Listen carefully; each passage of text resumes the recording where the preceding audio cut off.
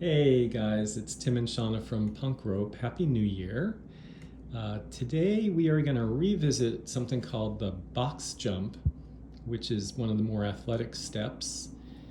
And essentially it combines a bell and a skier, but it kind of takes them apart. So you've got a lateral component, you've got a forward component, and you've got a backward component. So if you think of it in terms of fitness, the focus is really on agility, it's change of direction, and the box is just conceptual. It doesn't have to be literal, but it's 4 jumps to complete 1 rep, and we're going to take it both clockwise and counterclockwise. And as you're doing this, we want you to notice a few things. Mainly, what's your comfort level with going in either direction? You know, whether it's left or right. What's your comfort level going forward and backwards? Do you typically get caught with the rope going one way or the other? I know I do. I trip up. I can't remember which direction it is, but one of the directions is when I have the most trouble. Maybe Shana will share with you what's more challenging for her.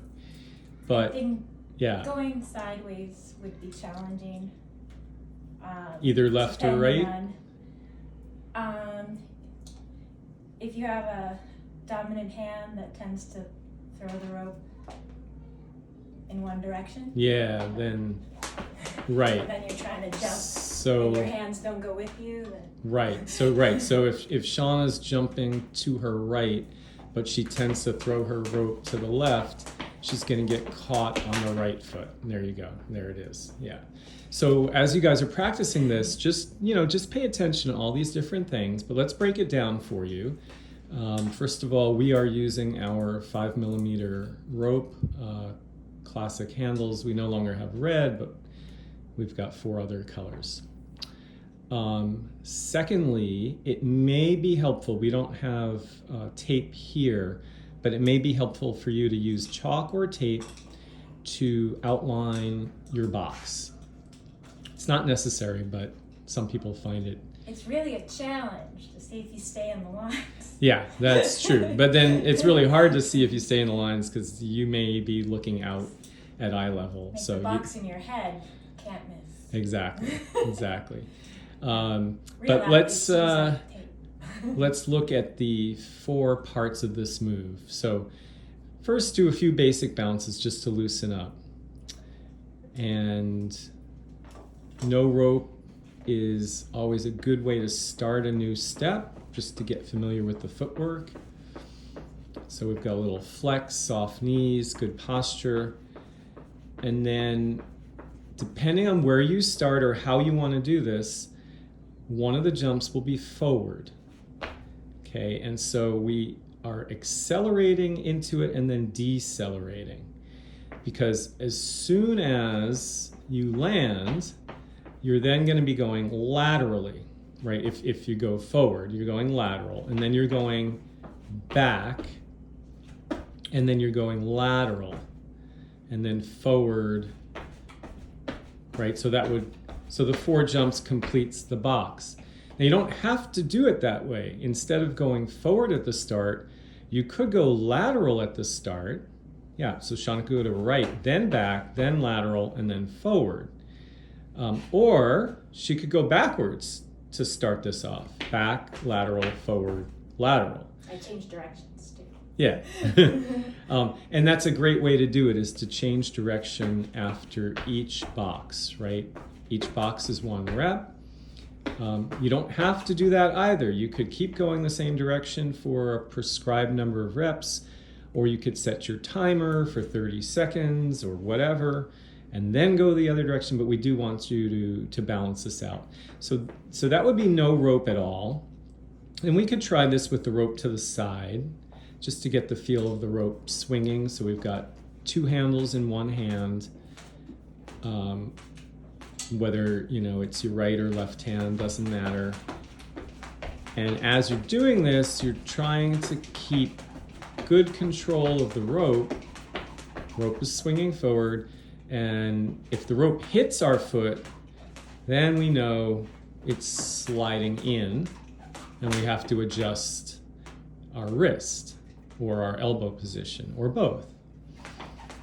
If you have a mirror, you can use the mirror to see what's going on. Okay, so that would be rope to the side. Do a little practice with that. It's a very demanding jump. It's demanding in terms of impact, and it's demanding in terms of your cardiovascular system. So if it's new, if it's new for you, we would suggest you do just a few to get started and build up to higher volume.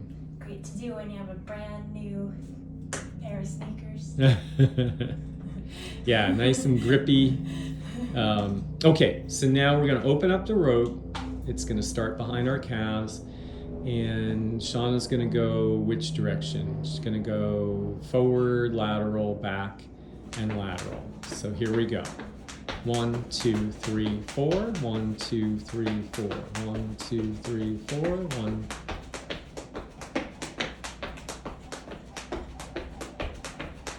Nice. And you see she's got good speed on that, right? So another variation would be, if you're not quite at that level, to do a balancing jump in between. So you give yourself an opportunity to stabilize before you take that next hop. So it's really 1, 2, 1, 2, 1, 2, 1, 2, 1, 2, and so on. Okay? That's smile while doing that one. That's it. That lowers the intensity. It gives you a chance to balance before you change direction. Okay? And then as you get stronger, if you want those jumps to be bigger, of course you could try that. Maybe you certainly don't have to, but you could emphasize either the forward or the backward or the lateral or none of it, right? So in this case, a line or chalk would probably be really useful, because you most likely that second jump. you probably have a target that you're trying to hit. Okay, guys? So that's the box jump. Give it a shot. Let us know how you do. If you enjoyed the video, please give us a thumbs up. Feel free to hit the subscribe button. And if you have any questions at all, jot them down in the comments below, and I promise we'll get to them very quickly. All right, thanks for joining us, and we'll see you next time.